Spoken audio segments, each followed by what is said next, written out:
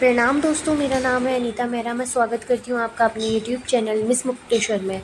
तो दोस्तों, आज मैं आपको दिखाने वाली हूँ पहाड़ की मोस्ट पॉपुलर झाड़ी में उगने वाला स्यालू, जो हर पहाड़ी की पहली पसंद होगा। जो अभी नहीं भी होगा ना, तो बचपन में ज़रूर होगा। जब हम लोग बच्चे होते हैं ना, तब लोग हम घर की चीज़ें तो खाते नहीं है, हम बाहर ही ज़्यादा रहते हैं। हर पहाड़ी की यही बात होती है, भाई वो घर से बाहर ही रहेगा। बच्चा है ना, वो घर के अंदर नहीं टिकेगा। बहुत कम ही बच्चे होते हैं जो घर के अंदर बैठे रहते हैं, वरना कुछ ना कुछ ढूंढ के खाते रहेंगे। तो ये ज़्यादातर घर में तो होता नहीं है, थोड़ी जंगल के आसपास ही होगा, या कहीं खेतों में जहाँ पे कांटे वांटे होंगे ऐसे टाइप के, उन्हीं में होता है। क्योंकि इनमें कांटे होते हैं, क्योंकि इसे भी घर वाले रखते नहीं है, काट ही देते हैं। तो ये है जंगल में। तो मैं अपनी दादी के साथ गई हूँ कहीं घूमने, तो मैंने भी देख लिए सालू, और दादी ने भी। दादी को भी बहुत पसंद है, क्योंकि पुराने ज़माने के लोगों को पुरानी चीज़ें बहुत पसंद हैं। ये सही बात है, और अच्छी भी होती है हेल्थ के लिए। सबसे बड़ी बात ये है, दादी बोल रही हैं कि तू जब रुद्रपुर जाएगी तो तू बाल्टी में तोड़ के ले जाएगी। तो मैंने अपनी दादी से बोला कि दादी, ये नहीं जा पाएंगे, क्योंकि ये इसमें कोई गुठली नहीं होती है, तो गुठली नहीं होने के कारण ये जा नहीं पाएंगे। ये वहीं बाल्टी में इनका हलवा बन जाएगा। तो मैं ये बोल रही हूँ, और दादी भी मेरे साथ तोड़ने में मदद कर रही है।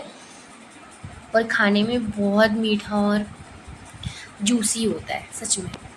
और स्कूल टाइम पे तो इसके चक्कर में मैंने मार भी खा रखी है सच में। मैं अपनी क्लास को बंक करके 6 पीरियड में, पढ़ाई होती थी जब, हिंदी का पीरियड था हमारा, तो हम यहाँ सालों की झाड़ियों में घुसे रहते थे। कितनी बार तो मैं टीचर को पता भी नहीं चला कि बच्चे हैं नहीं हैं क्लास में, क्योंकि एक एक दो दो बच्चे गायब रहते थे, सबके लिए तोड़ के लाते थे। तो प्राइमरी में जब मैं पढ़ती थी तब भी मैं यही काम करती थी। स्कूल से आते ही सैलू की झाड़ियाँ मिलती थी रास्ते में। जंगल तो नहीं था, किसी के खेत के किनारे था, उसमें अंदर से घुसने वाला था, जैसे सुरंग जैसी बनी होती है इनके अंदर। यहाँ पे तो है नहीं, वैसे होती हैं, हम उसके अंदर घुस के खाते थे। तो किसी चीज़ का डर नहीं होता भाई बचपन में। और यहाँ पर मैं थोड़ा नेचर को एंजॉय कर रही हूँ, और दादी से भी बात कर रही हूँ, क्योंकि दादी भी तोड़ रही हैं। और तोड़ने के बाद जैसे काफल तोड़ के लाते हैं ना घर, हम सेम वैसे ही तोड़ के लाए थे। हमने मैंने तो खा ही लिए थे, फिर भी मैंने तोड़े थे, लेकिन दादी ने तो बहुत सारे तोड़े थे। दादी को पड़ी थी अपनी नाती की, मतलब पोते की, मेरे भाई की। कह रही थी कि गोलू खाएगा। तो यहाँ पर मैं भी दादी के साथ थोड़ी रील्स वील्स बना रही हूँ, थोड़ा फ़ोटो वोटो शूट कर रही हूँ। भाई घर गई हूँ तो फ़ोटो शूट तो करूँगी। तो यहाँ पे दादी बोल रही है बाल खोल के तो अच्छी नहीं लग रही है, और अपना भी पोज़ दे रही है मुझे। तो यहाँ पर मैं घर पहुँच गई हूँ, क्योंकि थोड़ा टाइम लगता ही है, पहाड़ों में ज़्यादा पैदल ही चलना पड़ता है, क्योंकि हर जगह गाड़ी तो जाती नहीं है। उसके बाद मैं घर पहुँच गई हूँ।